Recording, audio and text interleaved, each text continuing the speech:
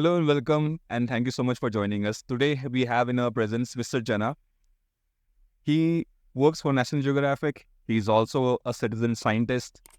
But all we know today that he is concerned with climate change awareness in the Nilgiris.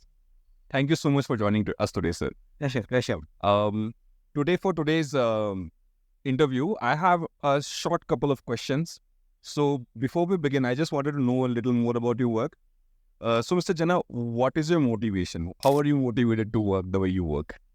Okay, so it's all started in 2019. So I don't have any prior experience in terms of conservation at all. I'm an hardcore educator. So I was in the management field, teaching management for almost 10 years. And in 2019, the COVID happened. So I came back to my native, that is the Ooty, Nilgiris. And before that, I'm a avid hiker. So I've been to all parts of Nilgiris. And during COVID, I came back and I took a maybe 10, 12 years gap. And again, I wanted to hike and I found everything has changed. The trees were missing, the plants were missing, the animals were missing, the golden berries were missing, and the insects were missing, the Malabar squirrels were missing, the streams were missing. So everything were missing. So I thought I have to do something back to it. And in order to do something, I wanted to understand it better. And it started, there. I started learning about it, why this happened. And I found out like the main reason is, climate change and human exploitation. Thank you so much, sir. When you talk about climate change, in the context of the Nilgiris, even if it comes to biodiversity, how do you think climate change is impacting that? No, see, that's what everything is connected. We have to understand that everything is connected. Let it be an insect or a frog or a small plant, a weed or a tree, or in fact, even the cloud. Everything is connected. Nothing can survive without other things. So, how do the clouds form? So, it's the water vapor. So, how do these water vapor gets? Where it gets? So, all those things are connected. The insects. What is the purpose of a dung beetle? So, like that, everything is every bit of the entire earth is connected. So, if you understand this, then solving climate change is much easier. So that is the reason why you believe that climate change awareness is the most important. Most important. Thank you, sir. Apart from this, have you seen any change in local practices? Like, have you seen any shift in agricultural practices because of climate change? Yeah, very much, very much. And again, see, I belong to the Badaga community, and in one of our rites, rituals, we say that Achya Vettiradu Papa. Achya means the greens, and chopping the greens is a sin. Okay. So every tribal community has certain principles towards nature. They are very connected with nature, so they understand nature very well. So they understand the farming and farming practices very well. So an all Nilgiri thing, it's dependent on rain-fed agriculture. So they knew for many years, this time it will rain and this crop has to be done and otherwise. Okay, so now that's changed. And again, in the last 150 years, everything has changed.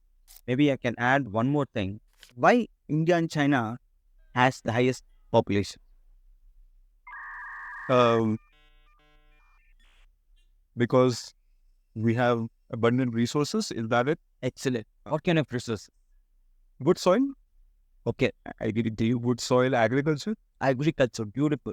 And why agriculture is prevailing or at prevailed in India and China? Climate. Exactly. That is climate. Because India and China is in the tropical zone. So we are in the middle of the earth. So wherein it's not very cold or very hot. But in other parts, where we have, the North Pole, we have the Arctic, and the South, we have the Antarctic. So that's much colder. So all the European countries, the Australia, so either it's extreme or it's very cold. So agriculture, it's not, of course, they can do it at a very minimal level. But where India and China, so we are in the tropical zone, so that the climate is perfect for it.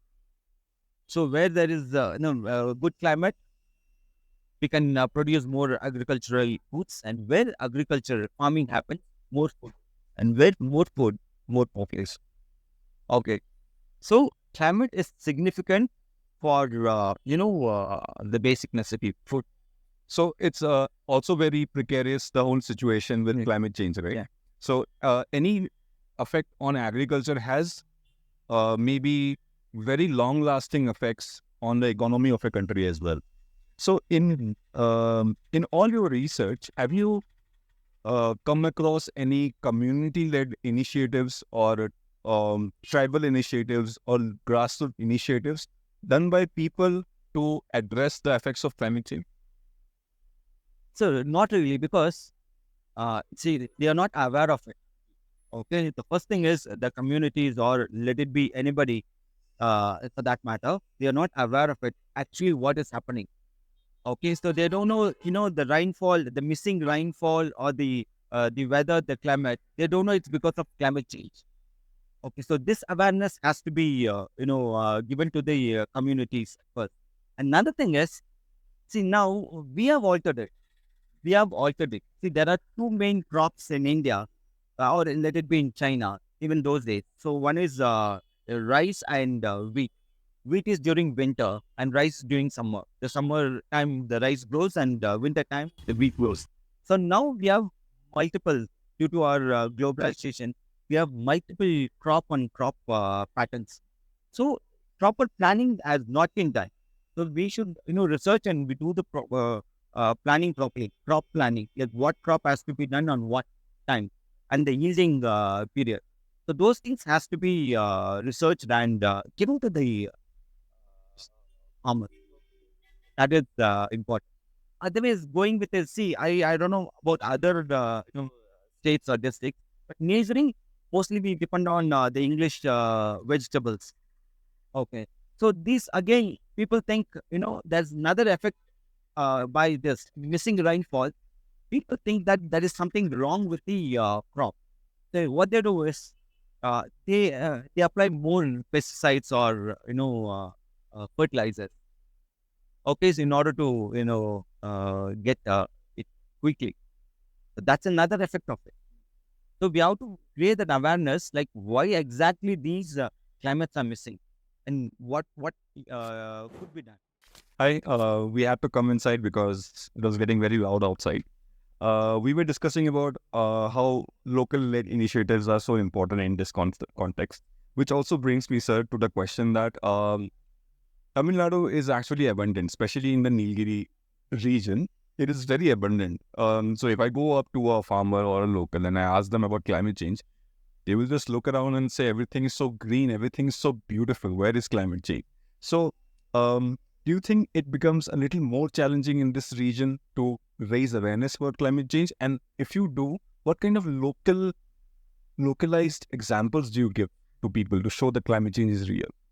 No, it's not that there are, of course, there are few of them are aware of it, especially the older people. They are aware of it, because my grandma, like my grandma is 96, and she exactly tells, like, this is something is wrong. This is not happening. And again, even I can tell my experience, like during my school days, every June, May, June, it rains. Okay, now the rain that is missing. So it's all season. So now it has changed. So they have little awareness, but the later gen in the last 10, 15 years who are into farming, I don't think they will have this kind of awareness. Okay, so it has to, yeah, of course, it has to be, the awareness has to be created, mainly on the rain, the seasons. And another thing is, if you, get talk to the local communities, especially the tribal communities, everything, all their festivals and harvesting, everything is connected with the climate. So the 4 seasons, so every season, like we have Devaba, it's an harvesting festival. So where we harvest, and they show tribute to the god and goddesses. So it's all depending upon the climate. They know it, but the younger generation, I don't think. So Tamil Nadu has a state climate change action plan. It's pretty vast, but at the same time, do you believe that this action plan has some areas that might need more focus? Yeah, of course. They have taken a lot of initiatives, creating awareness. And the thing is, this is Nilgiris. The Nilgiri terrain is very different when you compare with the other terrains of Tamil Nadu. So the action plans should be like, uh, tailor-made. So for Nilgiri, it should be a separate action plan. And for Coimbatore and other regions, it should be for Madurai belt, it should be a different action plan. So because the crops are different, the people are different, the farming methodologies are different. Okay, and people's understanding levels are very different. Okay, so they should have customized action plan for each district, and wherever they have to start with creating awareness. Thank you. Awareness is the key. So currently, Smart's work in Tamil Nadu focuses on grassroots intervention. We are running our projects and intervening directly with local governments and local panchayats. Um, how important do you think it is to empower local governing structures in this battle against climate change? No, that is wonderful. Actually, grassroots is the key because those are the most vulnerable, people, and they are the most affected from maybe any disaster or climate change, anything. So you have to start from the scratch. So creating awareness again to that level, and building up from there. That's how it works. And based on that, they have to do the policy changes, not the otherwise. You do the policy changes and implement it. No, it has to start from the grassroots, grows up, and whatever they learn and observe, and they have to make policy change accordingly. Thank you, sir. Mr. Jana delivers awareness programs almost on a daily basis. He's also a very busy man. So I have one last question for you. In this current context of social media, where any known person, any local person can become a superstar overnight, can become viral overnight. In this context, do you believe that there is an untapped potential of climate change content creators that we can tap into in the future? Of course. See, now everybody has a computer with them, a phone almost all the time, and we spend, especially the Indians, spend a lot of time in social media, 6-7 hours on an average. Okay, so any good influencers, they can do wonders, but it's more than the influencer; it's the content they create that matters, because climate change is not it's a definition, it's a kind of, it's a mindset. And if we want to create awareness, we should have that belief system first. Okay, so it's important. Social media is very relevant, of course, in the fast space world. And the content, so how and who are making this content is again important. Thank you so much, sir. Thank you so much for joining us. Thank you so much for joining for this very knowledgeable and very thought-provoking interaction with Mr. Jana here. Join us again next week for more content on climate change. Thank you for the opportunity.